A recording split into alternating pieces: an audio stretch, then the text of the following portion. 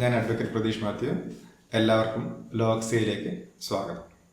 കഴിഞ്ഞ വീഡിയോകളിൽ legal concepts ആയിട്ടുള്ള പേഴ്സൺ, പ്രോപ്പർട്ടി എന്നീ ടേംസ് നമ്മൾ എന്തൊക്കെയാണെന്ന് നോക്കി. എന്താണ് ലീഗൽ പേഴ്സൺ എന്ന് നോക്കി. പ്രോപ്പർട്ടി എന്ന് പറയുന്ന കോൺസെപ്റ്റ് എന്താണെന്ന് നോക്കി. അത് എങ്ങനെയാണ് അല്ലെങ്കിൽ ഏതൊക്കെ സ്റ്റേജിലൂടെയാണ് ആ പ്രോപ്പർട്ടി എന്ന് പറയുന്ന വാക്ക് ഇവോൾവ് ചെയ്ത് വന്ന ഘട്ടങ്ങൾ നമ്മൾ നോക്കി. അതിന് ക്ലാസിഫിക്കേഷൻ നോക്കി. അക്വിസിഷൻ ഓഫ് പ്രോപ്പർട്ടി എന്ന് പറഞ്ഞാൽ എന്താണെന്നൊക്കെ നോക്കി. അപ്പം ഇതുമായി ബന്ധപ്പെട്ട് ഒരു ചെറിയ ടോപ്പിക്ക് നമുക്ക് മനസ്സിലാക്കാം. അതായത് ഓണർഷിപ്പ്. എന്താണ് ഓണർഷിപ്പ് എന്ന് പറയുന്ന കോൺസെപ്റ്റ് കൊണ്ട് നമ്മൾ മനസ്സിലാക്കേണ്ടത്? അതാണ് ഇന്നത്തെ വീഡിയോയിൽ നമ്മൾ നോക്കുന്നത്. നമ്മൾ കഴിഞ്ഞ ക്ലാസ്സുകളിൽ കണ്ട പേഴ്സൺ ആൻഡ് പ്രോപ്പർട്ടി, ഈ രണ്ട് കാര്യങ്ങൾ തമ്മിലുള്ള റിലേഷൻഷിപ്പാണ് ശരിക്കും പറഞ്ഞാൽ ഓണർഷിപ്പ്. എല്ലാ റിലേഷൻഷിപ്പും, പേഴ്സണും പ്രോപ്പർട്ടിയുമായിട്ടുള്ള എല്ലാ റിലേഷൻഷിപ്പും ഓണർഷിപ്പ് അല്ല. പിന്നെ എന്താണ്, ഏത് തരം റിലേഷൻഷിപ്പാണ് ഓണർഷിപ്പായിട്ട് മാറുന്നത്? അതാണ് നമ്മൾ ഇന്ന് പരിശോധിക്കുന്നത്. ആദ്യം തന്നെ നമുക്ക് മനസ്സിലാക്കാം, ഓണർഷിപ്പ് എന്ന് പറഞ്ഞാൽ ഒരു റൈറ്റ് ആണ്. പേഴ്സണും പ്രോപ്പർട്ടിയുമായിട്ടുള്ള ഒരു ലീഗൽ റിലേഷൻഷിപ്പാണ്.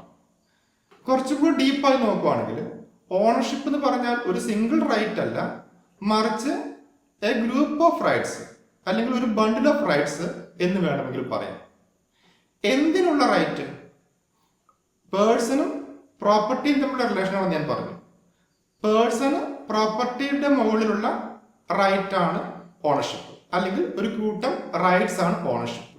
എന്തിനൊക്കെയുള്ള റൈറ്റ്സ്? അവിടെയാണ് നമ്മൾ ശ്രദ്ധിക്കേണ്ടത്. അത് പറയുന്നത് അഗ്രിഗേറ്റ് യൂസസ് അല്ലെങ്കിൽ ജനറൽ യൂസസ്.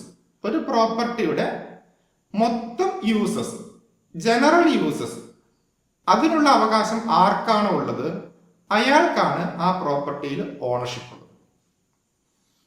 ഒരു വശത്ത് നമ്മൾ അഗ്രിഗേറ്റ് ഓഫ് യൂസസ് എന്ന് പറയുമ്പോൾ അല്ലെങ്കിൽ ജനറൽ യൂസസ് എന്ന് പറയുമ്പോൾ അതിന്റെ മറുവശത്ത് സ്പെസിഫിക് യൂസസ് അല്ലെങ്കിൽ ലിമിറ്റഡ് റൈറ്റ് ഓഫ് യൂസസ്. അതിനെ രണ്ട് രീതിയിൽ മനസ്സിലാക്കാം. ഒന്ന്, ഒരു പ്രോപ്പർട്ടിയുടെ ജനറൽ യൂസസ് എല്ലാം ആരിലെങ്കിലും നിക്ഷിപ്തമാണെങ്കിൽ അവർക്ക് അതിന്റെ ഓണർഷിപ്പ് ഉണ്ട് എന്നാണ് ഓണർഷിപ്പ് എന്ന വാക്കുകൊണ്ട് മനസ്സിലാക്കേണ്ടത്. നേരെ മറിച്ച് ഞാൻ പറഞ്ഞു, അതിന്റെ മറുവശത്ത് സ്പെസിഫിക് യൂസസ് ഉണ്ട്. ആ സ്പെസിഫിക് യൂസസ് ഉള്ളവർക്ക് ഓണർഷിപ്പ് ഇല്ല, മറിച്ച് അവർക്ക് ലിമിറ്റഡ് റൈറ്റ്സ് മാത്രമേ ഉള്ളൂ. എന്താണെന്ന് നമുക്ക് നോക്കാം. ജനറൽ യൂസസ് എന്ന് പറഞ്ഞാൽ ഒരു പ്രോപ്പർട്ടി നമുക്ക് ഹോൾഡ് ചെയ്യാം. ആ പ്രോപ്പർട്ടി നമുക്ക് വേണ്ടെങ്കിൽ നമുക്കത് ഡിസ്പോസ് ചെയ്യാം, നമുക്കത് ഡിസ്ട്രോയ് ചെയ്യാം. ആ പ്രോപ്പർട്ടി ഏതൊക്കെ രീതിയിൽ ഉപയോഗിക്കാമോ ആ രീതിയിലൊക്കെ നമുക്ക് എൻജോയ് ചെയ്യാം. ഇങ്ങനെ എല്ലാവിധ റൈറ്റുകളും നമുക്ക് ആ പ്രോപ്പർട്ടിന് മുകളിലുണ്ടാവും. ഇവിടെ ജനറൽ യൂസസ് എന്ന് പറയുന്ന വാക്ക് ഉപയോഗിക്കുമ്പോഴും മനസ്സിലാക്കേണ്ട ഒരു കാര്യം, അത് അൺലിമിറ്റഡോ അബ്സല്യൂട്ടോ അല്ല. നമ്മൾ ശരിക്കും പറയുമ്പം ഒരാളുടെ റൈറ്റ് അബ്സല്യൂട്ട് റൈറ്റ് എന്നൊക്കെ പറയാറുണ്ട്. നമ്മൾ ഡീഡൊക്കെ വായിക്കുമ്പം അല്ലെങ്കിൽ ഡീഡൊക്കെ നമ്മൾ പ്രിപ്പയർ ചെയ്യുമ്പോൾ അബ്സല്യൂട്ട് റൈറ്റ് എന്ന് പറയാറുണ്ട്. അതിന്റെ കോണ്ടെക്സ്റ്റ് വേറെയാണ്. നമ്മൾ ഇപ്പോഴത്തെ ഒരു ഡിസ്കഷൻ പോയിന്റ് നമ്മൾ മനസ്സിലാക്കേണ്ടത് അബ്സല്യൂട്ട് റൈറ്റ് അല്ല, അൺലിമിറ്റഡ് റൈറ്റും അല്ല.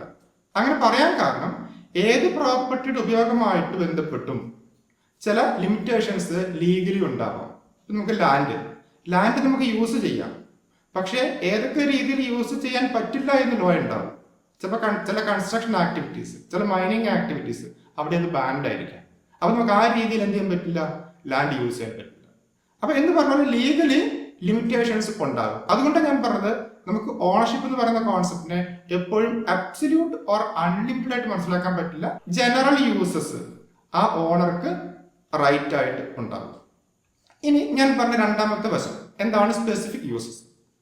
സ്പെസിഫിക് യൂസസ് എന്ന് പറഞ്ഞാൽ ഒരു പ്രോപ്പർട്ടിന്റെ മുകളിൽ ഈ പറഞ്ഞതുപോലെ അതിന്റെ എല്ലാ യൂസസിനുള്ള റൈറ്റ് ഇല്ല, മറിച്ച് ചില യൂസസിനുള്ള റൈറ്റ് ഉണ്ട് എന്ന രീതിയിൽ. ആ സ്പെസിഫിക് യൂസസിനെ അല്ലെങ്കിൽ അങ്ങനെയുള്ള ലിമിറ്റഡ് റൈറ്റ്സിനെ നമുക്ക് പറയാവുന്ന വാക്കാണ് എൻകംബ്രൻസ്. എൻകംബ്രൻസ് എന്ന് പറഞ്ഞാൽ ഏതെങ്കിലും ഒരു പ്രോപ്പർട്ടിയുടെ മുകളിൽ ഒരാൾക്കുണ്ടാകുന്ന ലിമിറ്റഡ് റൈറ്റ് എന്ന് വേണമെങ്കിൽ മനസ്സിലാക്കാം. അത് 4 തരത്തിലാണുള്ളത്. ഈ എൻകംബ്രൻസ് എന്ന് പറയുന്നത് നമ്മളിപ്പം മനസ്സിലാക്കുന്നത് 4 തരത്തിലാണ്. ഒന്ന്, ലീസ്. നമുക്കറിയാം, പ്രോപ്പർട്ടി ലീസിന് കൊടുത്തു കഴിഞ്ഞാൽ അതിന്റെ പൊസഷൻ ഓണറിൽ നിന്ന് മാറിയിട്ട് അല്ലെങ്കിൽ ലെസറിൽ നിന്ന് മാറിയിട്ട് ലെസിക്ക് കിട്ടുന്നു. ലെസിക്ക് ഏത് രീതിയിലാണോ ആ ലീസ് എടുത്തിരിക്കുന്നത് ആ രീതിയിൽ ആ പ്രോപ്പർട്ടി എൻജോയ് ചെയ്യാം. അപ്പൊ ലീസ് എന്ന് പറയുന്ന തരത്തിലുള്ള ഇടപാടുകൾ അല്ലെങ്കിൽ അത്തരം റൈറ്റുകൾ ലിമിറ്റഡ് ആണ്. അത് ഞാൻ നേരത്തെ പറഞ്ഞതുപോലെ ഒരു സ്പെസിഫിക് കാറ്റഗറിയാണ് അല്ലെങ്കിൽ ഒരു സ്പെസിഫിക് യൂസിനുള്ള റൈറ്റ് ആണ്. അങ്ങനെ വരുമ്പം അത് ഓണർഷിപ്പ് ആയിട്ട് വരുന്നില്ല. കാരണം അതിനകത്ത് ജനറൽ യൂസിനുള്ള റൈറ്റ് ആർക്ക് കിട്ടുന്നില്ല? ലെസിക്ക് കിട്ടുന്നില്ല. രണ്ടാമത്തെ കാറ്റഗറിയാണ് സെർവിറ്റ്യൂഡ്. സെർവിറ്റ്യൂഡ് എന്ന് പറഞ്ഞാൽ ഒരാളുടെ പ്രോപ്പർട്ടിയുടെ മുകളിൽ വേറൊരാൾക്ക് ഉണ്ടാകുന്ന അവകാശം. നമുക്ക് ഏറ്റവും ബെസ്റ്റ് എക്സാമ്പിൾ ആണ് റൈറ്റ് ഓഫ് വേ, വഴി നടക്കാനുള്ള അവകാശം. ഒരു ലാൻഡിന്റെ മുകളിൽ അതിന്റെ അഡ്ജസന്റ് ലാൻഡ് ഉള്ള ആളർക്ക് വഴി നടക്കാനുള്ള അവകാശം ഉണ്ടെങ്കിൽ അതിനെ സെർവിറ്റ്യൂഡ് എന്ന് പറയാം. അപ്പം ഒരു ലാൻഡിന്റെ മുകളിൽ അബ്സല്യൂട്ട് റൈറ്റ് എന്ന് പറയുന്ന കോൺസെപ്റ്റ് ഇല്ല, മാത്രമല്ല ജനറൽ യൂസസും ഇല്ല, അതുമല്ല മറിച്ച് ചെറിയൊരു അവകാശമുണ്ട്. എന്താണ്? വഴിയായിട്ട് ഉപയോഗിക്കാൻ വേണ്ടി ഉള്ള അവകാശം, right use as a way. മൂന്നാമത്തെ ഒരു കാറ്റഗറി ഉണ്ട്, അതാണ് സെക്യൂരിറ്റി. അല്ലെ, നമ്മൾ പ്രോപ്പർട്ടി ഒക്കെ എന്തെങ്കിലും കോൺട്രാക്ടിന്റെ ഭാഗമായിട്ട് സെക്യൂരിറ്റി ആയിട്ട് വെക്കും. കട വീട്ടുന്നതിന്റെ ഭാഗമായിട്ട് അല്ലെങ്കിൽ എന്തെങ്കിലും കരാറ് പാലിക്കുന്നതിന്റെ ഭാഗമായിട്ട് സെക്യൂരിറ്റി ആയിട്ട് വെക്കും. മോർഗേജ്, ലീന്, പ്ലഡ്ജ് തുടങ്ങിയ ട്രാൻസാക്ഷൻസ് ഈ പറയുന്ന സെക്യൂരിറ്റീസ് എന്ന് പറയുന്ന കാറ്റഗറി വരും. അപ്പൊ പ്രോപ്പർട്ടി എന്ത് ചെയ്യും? സെക്യൂരിറ്റി ആയിട്ട് വെച്ച് കഴിഞ്ഞാൽ ആരുടെ കയ്യിലാണോ ആ പ്രോപ്പർട്ടി സെക്യൂരിറ്റി ആയിട്ട് കിട്ടുന്നത് അവർക്ക് ആ പ്രോപ്പർട്ടി കീപ്പ് ചെയ്യുക. ഏതുവരെ? ആ ഡെറ്റ് ക്ലിയർ ആവുന്നവർ വരെ. നാലാമത്തെ കാറ്റഗറിയിലേക്ക് വരുമ്പോഴത്തേക്കും ട്രസ്റ്റ്. നമുക്കറിയാം ട്രസ്റ്റ് രൂപീകരിക്കുന്നുണ്ട്. അപ്പൊ ട്രസ്റ്റ് എന്ന് പറഞ്ഞാൽ എന്താണ്? An obligation annexed to property. ഒരു പ്രോപ്പർട്ടിയുടെ മുകളിലുള്ള ഒബ്ലിഗേഷൻ ആ പ്രോപ്പർട്ടി ബെനഫിഷ്യറിക്ക് വേണ്ടിയിട്ട് മെയിൻറ്റെയിൻ ചെയ്യപ്പെടുന്നു. അപ്പൊ ഇങ്ങനെ ലീസ്, സെർവിറ്റ്യൂഡ്, സെക്യൂരിറ്റി, ട്രസ്റ്റ്, ഇങ്ങനെ പൊതുവെ ഈ 4 രീതിയിൽ ലിമിറ്റഡ് യൂസസ് ഒരാൾക്ക് പ്രോപ്പർട്ടിന് മുകളിലുണ്ടാവും. അങ്ങനെയുള്ള ആൾക്ക് എന്തില്ല? ഞാൻ നേരത്തെ പറഞ്ഞതുപോലെ ഓണർഷിപ്പ് ഇല്ല, മറിച്ച് ഈ സ്പെസിഫിക് റൈറ്റ്സേ ഉള്ളൂ. അപ്പൊ ഓണർഷിപ്പ് ഉള്ള ആൾക്ക് ഒരു പ്രോപ്പർട്ടിയുടെ മുകളിൽ എല്ലാ ജനറൽ യൂസസിനുള്ള റൈറ്റും ഉണ്ട്, മറിച്ച് ഇങ്ങനെ സ്പെസിഫിക് റൈറ്റ്സ് മാത്രമുള്ള ആൾക്ക് ആ സ്പെസിഫിക് റൈറ്റ് പ്രകാരമുള്ള യൂസ് മാത്രമേ അതിന്റെ മുകളിൽ ഉണ്ടാവുകയുള്ളൂ. ഇനി ഇത് രണ്ടും കൂടി ക്ലബ് ചെയ്ത് നോക്കുകയാണെങ്കിൽ എ എന്ന് പറയുന്ന ഒരാൾക്ക് ഒരു പ്രോപ്പർട്ടി ഉണ്ടെങ്കിൽ, എ അതിന്റെ ഓണർ ആണെങ്കിൽ, ആ ഓണർ ആ പ്രോപ്പർട്ടി ലീസിന് കൊടുത്താൽ ആ ഓണർഷിപ്പിന്റെ മുകളിൽ ചെറിയ ഒരു ലിമിറ്റേഷൻ വരും, ഒരു എൻകംബ്രൻസ് വരും. എന്താണ്? ലെസിയുടെ റൈറ്റ് വരും. ഇനി അതല്ല, ഒരു സെക്യൂരിറ്റി ആയിട്ട് കൊടുത്താൽ ആ ആർക്കാണോ സെക്യൂരിറ്റി ആയിട്ട് കൊടുക്കുന്നത് അവരുടെ അവകാശം ഈ പറയുന്ന ഓണറുടെ മുകളിലുള്ള അല്ലെങ്കിൽ ഓണറുടെ ഓണർഷിപ്പിന്റെ മുകളിൽ ഒരു ലിമിറ്റേഷൻ ആയിട്ട് വരും.